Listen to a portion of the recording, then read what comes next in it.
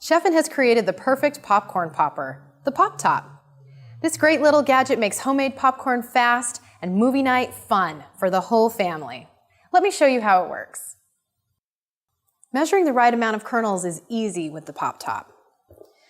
To make a full 10 cups of popcorn, fill the basin on the bottom right to the edge. Now add the good stuff. The PopTop works great with cooking oil or even better, butter. To close the PopTop, fold in the triangles one by one like this. Then place in the microwave for about 2 minutes.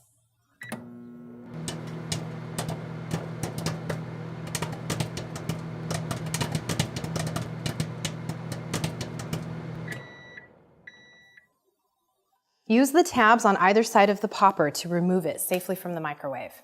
Then add salt and enjoy.